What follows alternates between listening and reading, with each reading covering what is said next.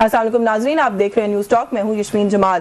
PTI के patron in chief Imran Khan और उनकी अहलिया की रिहाई से मुतालिक बहुत सी उम्मीदें आज चकनाचूर हो गईं और इस बात का फैसला हो गया कि इमरान खान की ईद जेल में ही गुजरेगी। कारकुनान की इन उम्मीदों के दम तोड़ने के पीछे जहां एक जानिब हमारा अदालती निजाम जिम्मेदार है, वहीं पीटीआई की क़यादत भी इससे मुबर्रा नहीं है, जो कारकुनों के बार बार इसरार के बावजूद इमरान खान की रिहाई के लिए तहरीक चलाने के बजाय उन्हें मुसलसल ये झूठी उम्मीदें दिलाती रही है कि इमरान खान बहुत जल्द जेल से बाहर आ जाएंगे। इन झूठी उम्मीदों का ये सिलसिला गुज़िश्ता ईद से पहले का चल रहा है, जब पीटीआई की क़यादत कारकुनों को इसी तरह लारे लगाती थी, लेकिन इन दावों के बरक्स इमरान खान को जेल में 600 दिन से जायद का अरसा गुजर चुका है और इनकी रिहाई के इम्कानात हर गुजरते दिन के साथ मादूम होते नजर आ रहे हैं। आज अल-कादिर ट्रस्ट केस में वही हुआ जिसकी उम्मीद की जा रही थी। अदालत की जानिब से नैब को मुकदमे की तैयारी के लिए 7 रोज की मोहलत देते हुए मुकदमे की समाअत को 11 जून तक मुलतवी कर दिया गया, यानी अब मुकदमे की समाअत बड़ी ईद के बाद ही मुमकिन होगी। लेकिन अगर अगली समाअत पर भी रिहाई मुमकिन ना हुई तो क्या इमरान खान और बुशरा बीबी सारी गर्मी जेल में गुजारेंगे?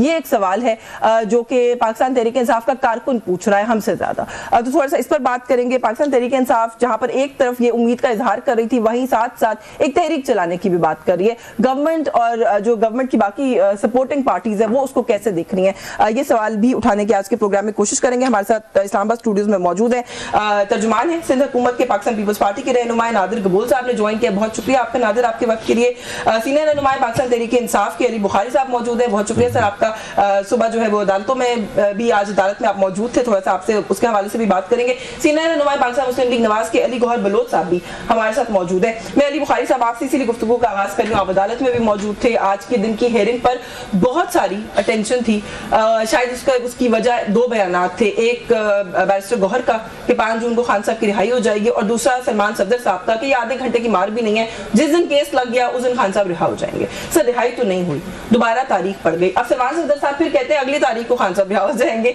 तो ये वो based on some legal background कहते हैं या आपके कारकुनान को तसल्ली दिलाते हैं जो ये लोग दे रहे हैं कॉन्स्टेंटली? बिस्मिल्लाहिर्रहमानिर्रहीम, अल्लाहुम्मा सल्ली अला मुहम्मद व अला मुहम्मद। बहुत शुक्रिया यशफीन आपका।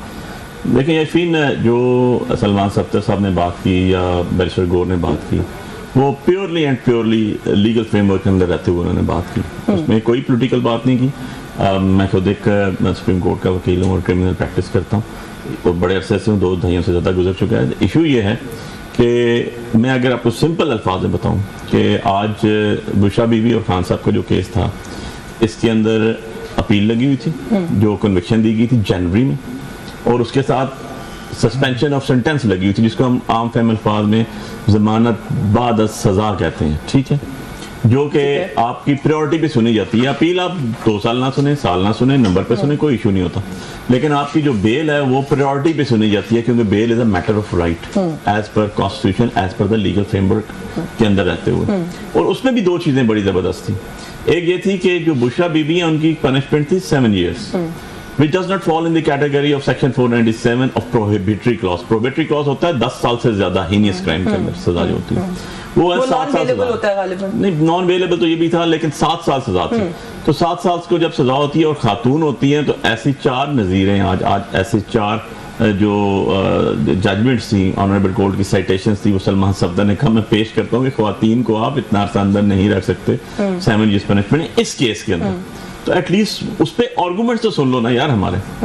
और दूसरी खान साहब की थी, वो कहते नोटिस नैब के कौंसल आए, ये वही नैब है जो मियां साहब के केस में बगैर बुलाए बैठी हुई थी अदालत के अंदर। बिल्कुल यही बात है। अब बात यह है कि हम तो पहले दिन से ये कह रहे हैं कि यार हमारा स्लोगन क्या है, हमारा नैरेटिव क्या है, रूल ऑफ लॉ, कानून सबके लिए बराबर, अमीर गरीब के लिए, कानून के अलावा सुपरमेसी ऑफ कॉन्स्टिट्यूशन। तीसरी चीज तो कोई हमने नहीं की यार। हमने तो उनको ये भी नहीं कहा कि यार आपने हमारी सीटें खा ली, आपने 17 सीटें वालों को बैठा के दिया वज़ीर आज़म के लिए। इवन 34-35 सीट वाले पीपल्स पार्टी वाले भी बाहर बैठे हुए हैं, उनको आपने वज़ीर आज़म शिफ्ट दे दी। इशू ये है कि आपका केस कॉल हुआ, केस जिस तरह लगा वो आपको भी पता है, हमें भी पता है। 3-3, 4-4 CM दी गई, यार लगा दें। अल्टीमेटली चीफ साहब के चैम्बर में जाके सीनियर काउंसिल ने कहा सर खुदारा केस तो फिक्स कर दें, आपने तो इंसाफ करना है ना, बनेगा तो दे देंगे, नहीं बनेगा ना देंगे। लेकिन इसमें यकीन हुआ ये कि नैब की तरफ से काउंसिल पेश हुए, उन्होंने कहा सर मुझे रात को नोटिस रिसीव हुआ है, महीना दे दें तैयारी, ठीक है, आप हमें 4 weeks दे दें। हमने फेडरल गवर्नमेंट ने एक स्पेशल प्रोसिक्यूटर मुकर्रर करना है जिसपे हमने ये कहा, सचिन खोसा साहब भी थे, उन्होंने कहा जी कि सुप्रीम कोर्ट की जजमेंट आ चुकी है कि आपके पास सरकारी खर्चे के ऊपर advocate generals, assistant advocate generals, additional advocate generals, deputy attorney general मौजूद हैं, क्या वो सारे नालायक नहीं कर सकते? उन्होंने कहा जी कि हमने पहले भी इस केस के लिए स्पेशल प्रोसिक्यूटर मुकर्रर किया था जो ट्रायल में था। तो उन्होंने क्या कैसे किया था कि फेडरल गवर्नमेंट से वो इजाजत लेकर आए थे। अच्छा, फेडरल गवर्नमेंट से इजाजत ली है? कहते हैं नहीं, अभी तो मैं रात को नोटिस हुआ। तो मतलब ये कि लीगल जो बात थी बैरिस्टर गौहर की और सलमान सफदर की वो गलत नहीं थी, लेकिन ये ग्राउंड रियलिटी। लेकिन जब यही चीज आपको याद हो साइफर में, एक चीज ऐड कर दूं, साइफर में मैं प्रिंसिपल कौंसल था शाह महमूद साहब का भी और खान साहब का भी, हमने जब क्रॉस किया, जब जो ही ऊपर गया तो डे फर्स्ट को सबको पता था कि यार इसके अंदर फौरन जब सुप्रीम कोर्ट से हमारी बेल हुई, उसके बाद जब अपील चले तो वहां पर उसको अंडू करना पड़ा, क्योंकि इतनी एम्बिगुइटी से चल ही नहीं सकता था। कोई मसला नहीं हुआ। मैं अली गौहर साहब से पूछ लेती हूँ, अली गौहर बलोच साहब, कोई इस तरह की बात नहीं हुई? गो के बड़े होपफुल थे, पाकिस्तान तहरीक इंसाफ की जो लीगल टीम है बड़ी वो थी, पूरी उम्मीद थी, कुछ नहीं हुआ इसमें। लेकिन अभी तीन बातें यहाँ पे अली बुखारी साहब ने फिर गिनवाई कि हम रूल ऑफ लॉ की बात करते हैं, हम कॉन्स्टिट्यूशन की सुप्रीमेसी की बात करते हैं। अलीमा खान साहिबा ये बात 2 दफा कर चुकी है कि ये हमारे 2 या 3 मुतालबात हैं, इनमें से कौन सा ऐसा मुतालबा है जो हम छोड़ देंगे तो आप इमरान खान को रिहा कर देंगे? What do you have to say about this? बिस्मिल्लाहिर्रहमानिर्रहीम। देखिए, बुनियादी तौर पर तो बात यह है कि इनके तमाम केसेस जो हैं वो अदालतों के अंदर हैं। और आपको याद होगा कि जिस वक्त इन्होंने इलेक्ट्रॉनिक मीडिया पर और मीडिया टॉक्स करके इन्होंने कहा कि हम मुज़ाकरात करना चाहते हैं, तो हमने इनके लिए दरवाजे खोले, मुज़ाकरात की टेबल पर आए भी बड़े जोशो खरोश के साथ थे और उसी जोश के साथ ये टेबल पर से उठ के चले भी गए। और इन्होंने कोई उस पर मतलब है कि कोई अभी जाहिर है कि वो मंतकी अंजाम तक नहीं पहुंचे थे। खास तौर पर कुछ दिन पहले खुद अलीमा खान साहिबा ने भी ये बात की कि आप कुछ लो और दो की बातें की और उसका मतलब वो क्या लेना चाहती थी और क्या देना चाहती थी। तो इसका साफ मतलब यही है कि वो NRO मांग रहे। जाहिर है एक जुडिशियल प्रोसीजर है, उसके अंदर जाहिर है कि वो केसों की हियरिंग हो रही है, तो उनके फैसले भी अदालतों के अंदर ही होने हैं। लेकिन उनके तीन मुतालबात में कौन सा ऐसा मुतालबा है जिससे ऐसा लगता है कि वो NRO मांग रहे हैं? वो तो इमरान खान की रिहाई की बात भी नहीं करी, वो तो बड़ी 3 बेसिक सी बातें करी है, रूल ऑफ लॉ की बात कही, अभी भी गिनवाए अली बुखारी साहब ने उसमें से, और वो यही सवाल पूछ रही है कि इसमें से क्या चीज है जो छोड़ दें तो ये मामला जो है वो बेहतर हो सकते हैं। नहीं, देखिए बात ये है कि जो भी इनके मुतालबात हैं, हाँ। ये पब्लिक में करने वाले और मुतालबात है। जब भी ये बात करते हैं, ये कहते हैं कि हम तो एस्टेब्लिशमेंट से बात करेंगे। जब भी ये बात करते हैं, ये कहते हैं जी कि हमने तो जो बात करनी है, और लो और दो की वो जो बात कर रही थी वो किससे कर रही थी? हुकूमत से कर रही थी, एस्टेब्लिशमेंट से कर रही थी, किसके साथ वो गिव एंड टेक करना चाह रही है? ठीक है। तो हमारी तरफ से तो बिल्कुल एक सिंपल बात है कि आपके जो केसेस हैं वो अदालतों के अंदर है। आपको जो भी इंसाफ मिलना है वो अदालतों के अंदर से मिलना है। और आपने देखा भी बहुत सारे लोगों को सजाएं भी हुई, सजाओं के बाद उन्होंने रिटर्न लिखकर माफी मांगी तो उनको फिर माफी भी मिली। उनकी उस माफी की बेस पर इनके बहुत सारे लोग रिहा भी हुए हैं। सर, तो आप क्योंकि जब भी प्रोग्राम में आते हैं आप बहुत 9 मई की बात करते हैं। सर, आज एक गवाही हुई है 9 मई की केस में, आई होप कि आपने वो खबर देखी हो, जिसके अंदर सर एक इंस्पेक्टर वसीम साहब है जो अदालत में उन्होंने गवाही दी है 9 मई को। उन्होंने एक साकिब नामी शख्स पर इल्जाम लगाया कि उसने कंटेनर को आग लगाई, जलाओ घिराव किया, जिसकी वजह से उसको अरेस्ट किया गया। सर, वो जो शख्स है उसने जब खुद बात की तो उसने कहा कि 15 किलोमीटर के रेडियस में भी मैं उस वक्त मौजूद नहीं था, और जब ये शख्स मुझे गिरफ्तार करने के लिए आया तो उसको मैंने ये बात बताई तो उसने कहा कि 3-4 दिन मुश्किल है, काट लो, उसके बाद मसला हल हो जाएगा। सर, ये हकीकत है 9 मई की बहुत सारे मुकदमात की? नहीं, मैं इस बात से कतई तौर पर इत्तेफाक नहीं करता। 9 मई के जो वाकयात हुए हैं उनकी ऑडियो मौजूद है, उनकी वीडियो मौजूद है, और वो ना सिर्फ पाकिस्तान में देखी गई है बल्कि इंटरनेशनली पूरी दुनिया में देखी गई है। और वो टारगेटेड अटैक्स है। ये बात तो खुद बानी PTI ने तस्लीम की है कि हमने लोगों को कहा कि आप GHQ के सामने जाकर जो है वो करें, मुजाहरे करें।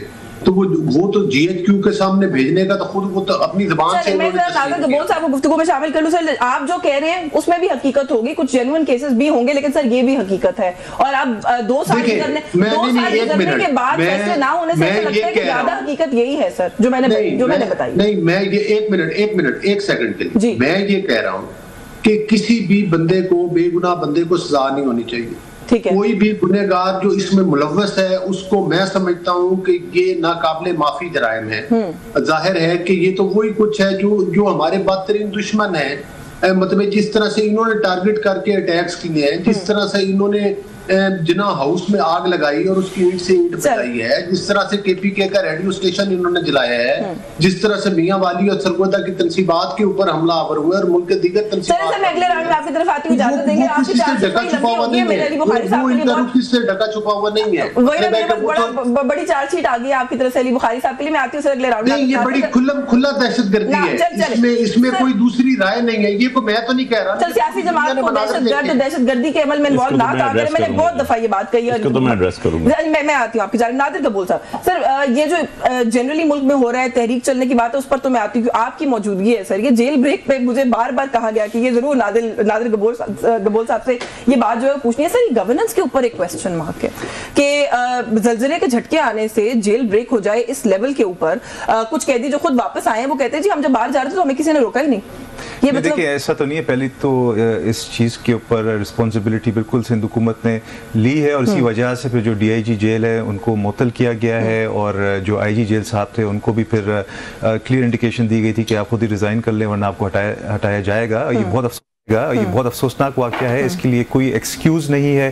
CM साहब ने खुद ये चीज़ मानी है कि जो डिसीजन लिया गया था जेल इंतज़ामिया की तरफ से कि इनको बाहर मुंतकिल किया जाए आर्जी तौर पर, बिकॉज ऑब्वियसली जब ज़लज़ले के झटके आए तो एक खदशा था कि खुदा न खास्ता अमवात हो सकती है और वो एक बहुत बड़ा ह्यूमैनिटेरियन क्राइसिस बन सकता था। तो हमने ह्यूमैनिटेरियन ग्राउंड्स पे इन्होंने शायद इन कैदियों को कुछ देर के लिए बाहर किया और फिर इनसे मिसमैनेज हुआ जिसकी वजह से ये भागने में कामयाब हुए। अभी एक ऑपरेशन लॉन्च हो चुका है। IG गुलाम नबी मेमन साहब ने I think he is apprehended more than 100 people already और कुछ 100 लोग हैं। 70-78 का फिगर आई थिंक आ रहा था कि वो वापस आ गए। बट इसके ऊपर ऑलरेडी जो कानून साजी की जाएगी, ऑर्डिनेंसेस हम ला रहे हैं, सिंध हुकूमत टेबल करेगी अगले चंद दिनों में और वो ऑर्डिनेंसेस जब अप्रूव हो जाएंगे तो इंशाल्लाह जेल की जो मैनेजमेंट है उसमें सिक्योरिटी का मसला और CCTV फुटेजेस या CCTV एक्टिव थे नहीं थे, लोग कहाँ गए। कराची जैसे शहर में जैसे वहाँ जहाँ पे पहले ही एक क्राइम रेट का एक इशू रहता है, criminals हमने they're on the loose. I mean, बिल्कुल like I accepted there is no excuse for what happened. It was very unfortunate. उसकी वजह से जो लोग रिस्पॉन्सिबल है उनको सस्पेंड भी किया गया और फर्दर एक्शन लिया जा रहा है और इस चीज़ के लिए फिर जो लोग भागने में कामयाब हुए उनको फिर पकड़ के वापस भी लेकर आ रहे हैं। फ्यूचर में इंशाल्लाह this something like this will not happen again. Government versus Pakistan Tehreek Insaf, इसको आप लोग कैसे देख रहे हैं? खान साहब की रिहाई आज होनी नहीं होनी, अगेन वो तो एक अदालती मामला था, लेकिन ये जो पाकिस्तान तहरीक इंसाफ अब कह रही है कि तहरीक चलेगी, सड़कों पर निकलेंगे, बल्कि मैंने तो सुना कि वो कह रहे हैं कि हर जगह पे हर सूबे में रहने वाला, कराची वाले अपना एहतजाज करें, लाहौर वाले अपना एहतजाज करें। वो कह रहे हैं मुल्क गिर जो है वो एहतजाज अब हम करेंगे। How do you look at it being in government? देखिए ये या तो कोइंसिडेंस है या क्या बोलें कि आज मैं इस्लामाबाद में आपके साथ बैठा हूँ स्टूडियो में। लास्ट टाइम भी जब मैं इस्लामाबाद आया था तो नवंबर का महीना था और उस वक्त PTI ने तब भी एक बड़ी बातें की थी कि जब तक रिहाई नहीं होगी खान की तो हम घरों तक वापस नहीं जाएंगे। पर जो उनकी जो बुशरा बीबी साहिबा थी और जो अली अमीन गंडापुर साहब थे वो तो रात को उनको फिर तनहा गोलियां चलाई ना सर। देखिए गोलियां सबूत लेकर आए, ये इनके क्लेम्स हैं कि गोलियां चली थी, ये इनके क्लेम्स हैं कि खुदा न खास्ता बहुत ज्यादा अमवात हुई है, but they were not able to prove any such claims. I was there in parliament lodges जो डी चौक के बिल्कुल साथ ही है। मुझे तो कोई गोलियों की आवाज मैंने तो एटलीस्ट नहीं सुनी, या तो मेरी नींद बड़ी पक्की है कि मैं रात को जब सो रहा था। इंटरनेशनल मीडिया पे भी रिपोर्ट हुई, खैर वो तो उस वक्त जो कुछ हुआ, अब वो कुछ लोग ये कहते हैं हवाई फायरिंग थी डिस्पर्स करने के लिए, वो बहस डिबेट हो सकती है, पर फायरिंग तो हुई वहां पर और लोगों की जानें भी गई, जनाजे हुए, जनाजे हमने देखे 30, 35, 40 आई डोंट थिंक इतने सारे थे। अब again this matter was not investigated. If PTI claims that there were shots fired तो इनको फिर कोर्टों में जाना चाहिए और बिल्कुल ये एक ह्यूमैनिटेरियन कंसर्न है। अगर एक निहत्ते सिविलियंस के ऊपर किसी भी एक डेमोक्रेटिक कंट्री में इस तरह का वाकयात होता है, लेकिन आपको पाकिस्तान तहरीक इंसाफ का जो तहरीक का मामला है वो कोई बहुत सीरियस इशू नहीं नजर आ रहा। बातें करते रहते हैं but I don't think they are serious about it और इसका कोई सीरियस इंपैक्ट भी होना नहीं चाहिए। और अगेन देखें जेल के अंदर वो लीगल प्रोसीडिंग्स फेस करें, इट्स बेटर कोर्ट के थ्रू जाए, इट्स बेटर। किसी भी मौजूद मुल्क में अगर आप कहें कि भाई जेल में हमारा लीडर बैठा है हम सड़कों पर निकल आएंगे उसको आज़ाद करो, तो ऐसा तो नहीं होता ना। नहीं, लेकिन तहरीक तो चलती हैं जेलों में बैठे हुए लीडर्स के लिए। मुझे ब्रेक से वापस आके इस पर मजीद बात करते हैं। म्यूजिक ब्रेक का वक्त हो रहा है, हमारे साथ रहिएगा जी। वेलकम बैक नाज़रीन। ब्रेक में जाने से पहले हम बात करें जो आज के दिन की वो थी कार्रवाई थी सुबह, उस पर ज़ाहिर है बहुत नजरें थी। सर अली गौहर बलोच साहब ने बहुत सारा कुछ कहा है। एक तो जो बात उन्होंने की है, जो मैं जरूर जिस पे बात करना चाह रही हूँ, कि एक तरफ आप लोग कहते हैं कि मुज़ाकरात कर ले, बातचीत कर ले, दूसरे वलीमा खान साहिबा कहती हैं कौन सा मुतालबा है जिसको छोड़ दे तो बातचीत आगे बढ़ सकती है। अली गौहर बलोच साहब कह रहे हैं किससे बात कर रहे हैं, एस्टैब्लिशमेंट से बात कर रहे हैं ना, आप इनसे तो बात ही नहीं कर रहे। अब दो चीज़ें हैं यशवीन पे। नंबर वन, मैं पहले अपने भाई की थोड़ी इस्लाह कर दूं, क्योंकि मैं तो 9 मई वाले केसेस में, जिस हमला केसेस में मैं तो कौंसल हूँ ना शाह महमूद कुरैशी साहब का और लीडरशिप का। सो कोई एक मिसल, जिसको हम लीगल टर्मिनोलॉजी में कहते हैं, पुलिस फाइल हो या जुडिशियल फाइल हो, again I am repeating my word, I take full responsibility of it.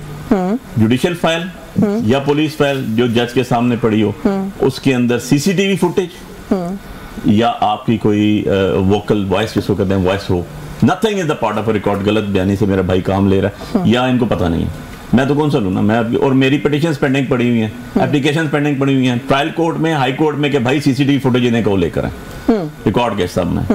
हम कह रहे हैं ना, हम पे इल्जाम है, हम कहते हैं भाई आपका ये फॉल्स फ्लैग ऑपरेशन है, आप कहते हैं हमने किया। जब हमने कहा था ओके ठीक है, इसकी देखिए वो फिर ये कहेंगे ना, मैं सवाल कर देती हूँ कि वीडियोस मौजूद हैं, वो कहते हैं वीडियोस कहाँ मौजूद हैं, वो कहते हैं आप लोगों के इतराफ़ात मौजूद हैं। वीडियोस इनकी बनाई हुई तो नहीं होंगी ना, वीडियोस प्रोसिक्यूशन के पास होगी ना। कंप्लेनेंट कौन है? पुलिस। विटनेस कौन है? पुलिस। आप ये कह रहे हैं है ही नहीं, रिकॉर्ड हो चुका है, चलान जमा हो चुका है, एविडेंसेस हो रही हैं, 16 20 गवाह हो चुके हैं, है ही नहीं रिकॉर्ड कैसा। हम कह रहे हैं एप्लीकेशन दे दे के भाई खुदा का वास्ता इन्हें कहो सीसीटीवी फुटेज ले जाओ। इनके बकौल सारे के सारे बड़े सेंसिटिव जगह थी, बड़ी सेंसिटिव इश्यूज थे, वहां पर हर जगह सीसीटीवी फुटेज मौजूद था। कहते हैं है ही नहीं, चोरी हो गया, गया ही नहीं, भाई है ही नहीं। बस आप मैंने तो सवाल तक वन लाइन कमेंट कर दे, बाद एस्टैब्लिशमेंट से करेंगे, हमारे को तो वैसे ही वन लाइन आ जाती है जब भी हम जाते हैं कोर्ट में भी। मेरे पास हर सेगमेंट में वक्त मौजूद होता है, so I have to include everybody, इसलिए गुजारिश कर रही हूं। जवाब दे रहा हूँ मैंने तो अभी तो जो कहते हैं ना अपना वो किया ही नहीं इनके ऊपर, किसी में एलिगेशन तो इनके ऊपर मैंने लगाया ही नहीं कि एलिगेशन भी लगानी है आपने। एलिगेशन ही है ना, 17 सीटों वालों को मैं क्या कहूंगा, उनको मैं कॉन्स्टिट्यूशनल बॉडी तो कह नहीं सकता। अब ये कहते हैं कि बात करेंगे, किससे करेंगे? भाई पहले आप अपना वजन देख ले। आपका जब हमारे बैठे नेगोशिएशन के लिए, आपके साथ टीम तश्कील दी, आपने भी पीपल्स पार्टी के भी मेन लीडरशिप रखी, हमारी तरफ से भी जितने कोलिशन पार्टनर्स थे वो आए, उसको हेड कर रहा था कौन? आपके इरफान सदीकी साहब। और इरफान सदीकी साहब ने कहा कि इनकी बात जायज़ है कि ये जो बात करते हैं इनको इमरान खान साहब से मुलाकात होनी चाहिए, उनके नॉलेज में होनी चाहिए क्योंकि इनके लीडर हैं वो। और उसके बाद उन्होंने मीडिया पे बैठे कहा कि हम बेबस हैं भाई, हमें माजरत है, हम नहीं कर सकते। आपके अंदर तो इतना पोटेंशियल है कि आपकी पंजाब गवर्नमेंट है, आपके जेल खाना आजाद मिनिस्टर आपका बैठा है, आईजी आपका बैठा हुआ है, और आप मुलाकात नहीं करा सकते। तो भाई कहे कि फिर आपसे गुफ्तगू या चीजें होंगी। बात सिंपल सी है, पहले अपनी पोजीशन वाज़ेह कर दें। अब आगे आ जाता हूं मैं, इससे अगली बात, गुफ्तगू तो कुछ हकीकतें हैं तो हम निगलेक्ट नहीं कर सकते, जिनको हम डिनाई नहीं कर सकते। जो कि मियां नवाज शरीफ साहब जिस अथॉरिटी को दे के गए थे, एग्रीमेंट 10 साल का करके गए थे, अथॉरिटी थी जिसको लाहौर से निकले जब इसको इफ्तिखार चौधरी को बहाल कराने, यशवीन 1 मिनट से, उसके बाद एक फोन पे उन्होंने रोका। बेनज़ीर भुट्टो शहीद साहबा परवेज़ मुशर्रफ साहब को पाकिस्तान से बाहर मिली, उसके बाद चार्टर ऑफ डेमोक्रेसी साइन हुआ, उसके अंदर बड़ा क्लियर लिखा हुआ है कि कोई अदारा किसी भी जगह मुदाखलत नहीं करेगा। क्या ये अपने लोगों पे खड़े हुए हैं? क्या इस पॉइंट पे खड़े हुए हैं?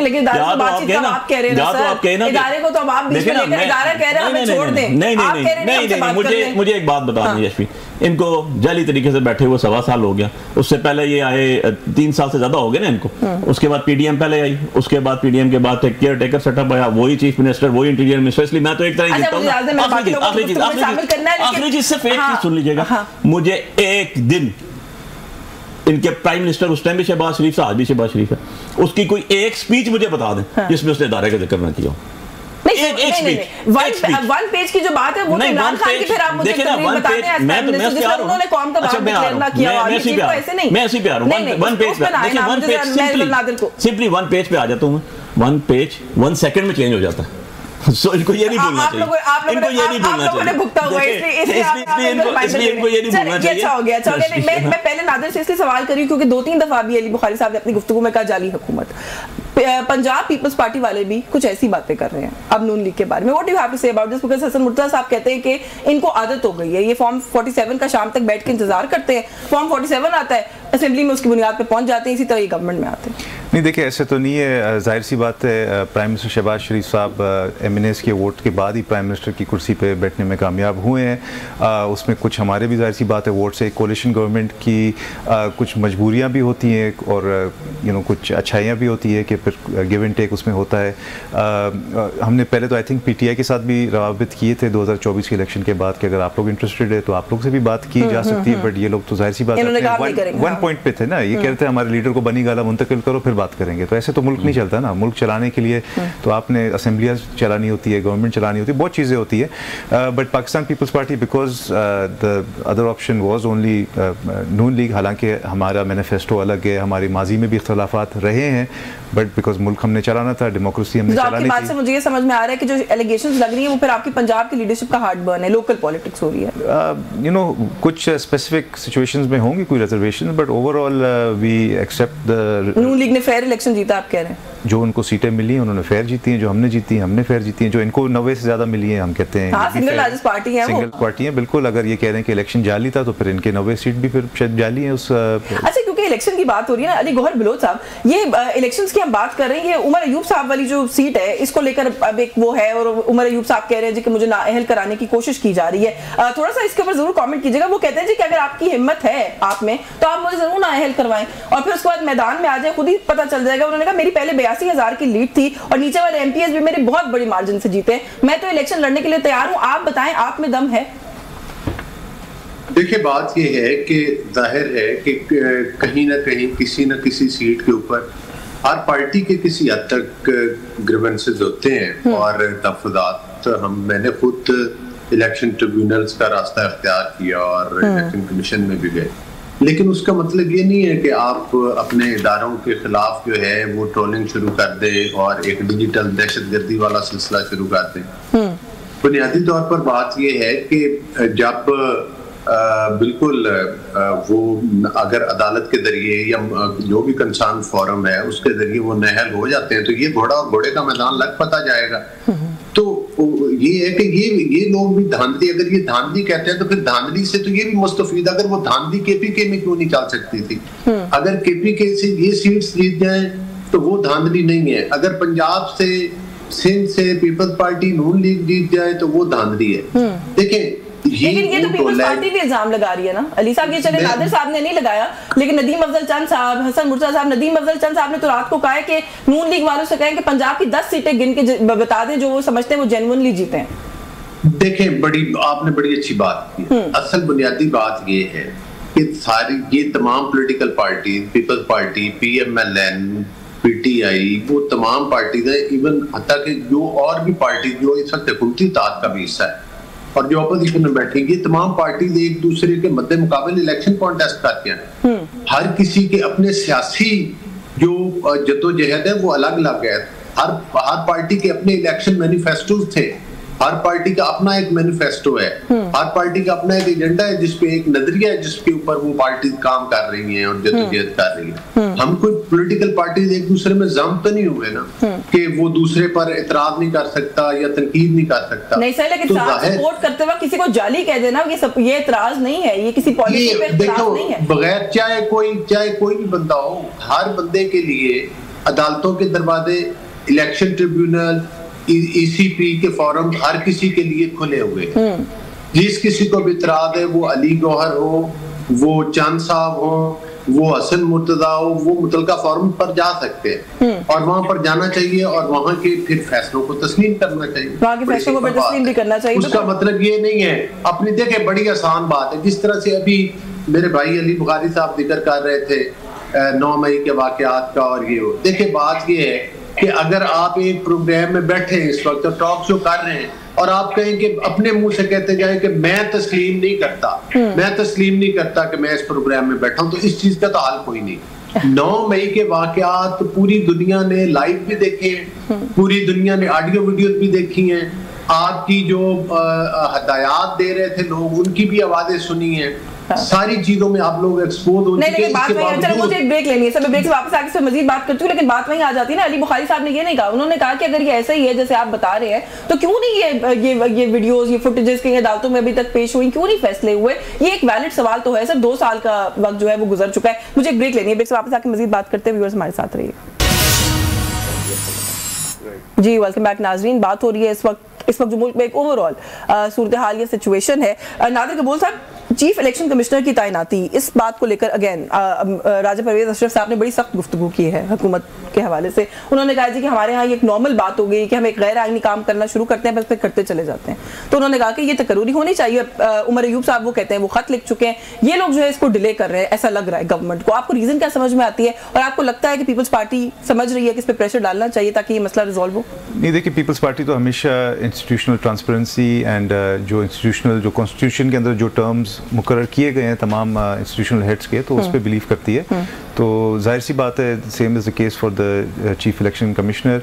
एंड अगेन ये जो तैनाती है, it should be done based on consensus, not only on from the government side but opposition को भी ऑन बोर्ड लेना चाहिए और इसको साफ शफाफ तरीके से करें ताकि फ्यूचर के जितने भी इलेक्शंस हो, चाहे बीच में बाई इलेक्शंस भी आते हों, तो इसके ऊपर फिर कोई सवालिया निशान। और चीफ इलेक्शन कमिश्नर के लिए जो नाम नॉमिनेट करने होते हैं, पाकिस्तान पीपल्स पार्टी अपना नाम दिलवाना चाहेगी उस पूल में जो गवर्नमेंट का है, या आप समझते हैं जो भी नून लीग के नाम होंगे you will go with it? नहीं, ऐसा तो नहीं होगा। जाहिर सी बात है, एक कोalition गवर्नमेंट अगर है जिसमें हम सपोर्ट करें, we not part of the government benches officially but since obviously we have lent our support to prime minister Shahbaz Sharif, तो वी वुड एक्सपेक्ट कि हमारे साथ मुशावरत की जाए, होनी भी चाहिए। Bilawal Zardari is representing the government on international forums right now, तो I think you are very much part of the government. नहीं, that's a very specific case जिसके लिए बिलावल साहब ने ये जिम्मेदारी ली है, पाकिस्तान के लिए ली है, किसी पॉलिटिकल पॉइंट स्कोरिंग के लिए या पॉलिटिकल गेन्स के लिए नहीं है। प्राइम मिनिस्टर साहब ने उनको नॉमिनेट किया, जो उनकी मेहरबानी है। और बिलावल साहब obviously because he is a former foreign minister and I think he is doing a very good job. मैं वो नहीं कह रही, मैं all I am saying is कि आप लोग जो बार-बार कहते हैं ना हम गवर्नमेंट का हिस्सा नहीं है, तो वो